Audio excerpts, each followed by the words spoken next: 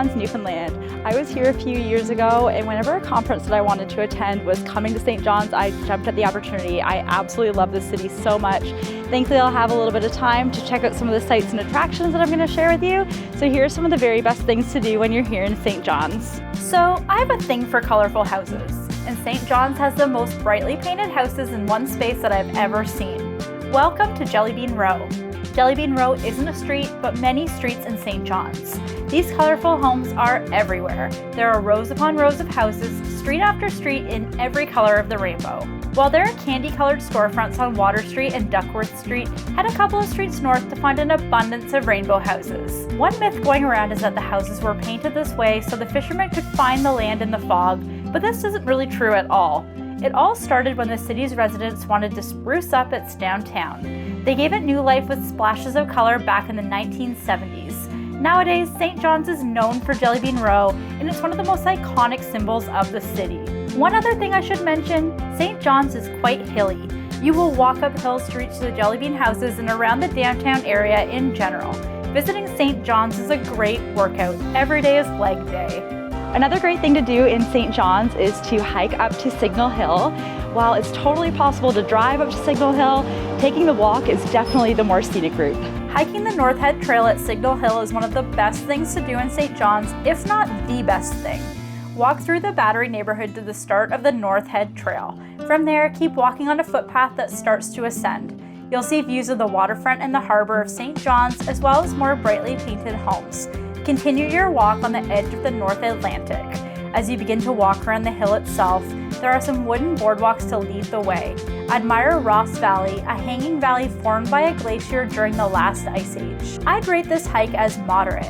It's 1.7 kilometers from the bottom to the top, and it will take you at least an hour. I stopped to take many photos on the way and walked quite leisurely, and I spent about 2 hours here. There are some red Muskoka chairs just beyond the halfway point to sit and have a rest. Before long, there will be some stairs.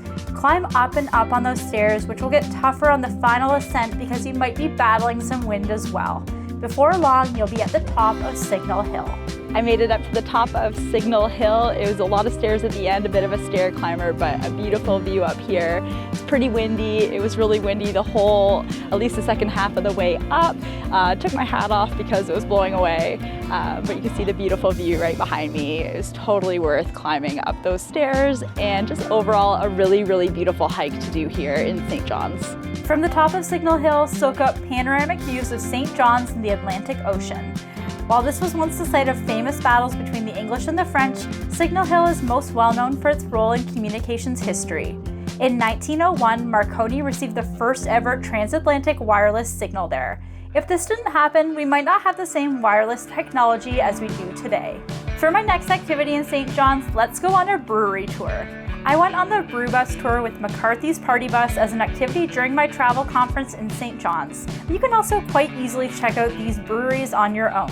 Take an Uber from place to place instead of a party bus. Yellow Belly Brewery is a historic venue that spans 5 floors with exceptional craft brews. Happy hour is from 4 to 6 daily with $5 pints. I sampled the Come From Away Islander Pale Ale, Fighting Irish Red Ale, Wexford Wheat, and the Yellow Belly Pale Ale in a flight. They've also got a great menu of food, even with a few vegan options on it. Next, we popped over to the Newfoundland Embassy Pub and Eatery for another local pint. So you might be thinking that Newfoundland doesn't have an embassy as it's part of Canada. You'd contact the Canadian Embassy for assistance. But it doesn't stop the pub from receiving calls from people thinking they're actually in the embassy building. Afterwards, I had another pint at Brewdog Beer Bar, where I enjoyed a lager by Banished Brewing called An Elaborate Series of Mirrors. Brewdog has so many local beers on tap, so you can drink your way around Newfoundland in one place. Our final stop was Quidi Vidi. This is a quaint fishing village in St. John's with a beautiful harbor. Craft beer fans won't want to miss the famous Quidi Vidi Brewery.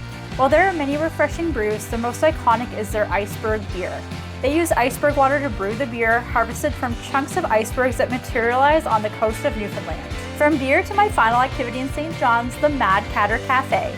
This is a coffee shop and cat cafe. Every cat here is up for adoption. For a small fee, spend 50 minutes in the cat room. I suggest making a reservation ahead of time, just in case it books up ahead of time. Visit the cats in a relaxing environment that feels like a living room with loads of cat beds and scratching posts. One other thing you have to do when you travel here is get screeched in, but I did that on my last visit, so I'm already an honorary Newfoundlander. For more details on that, feel free to head over to my blog linked below. Thanks so much for watching. Be sure to hit that subscribe button to stay in touch.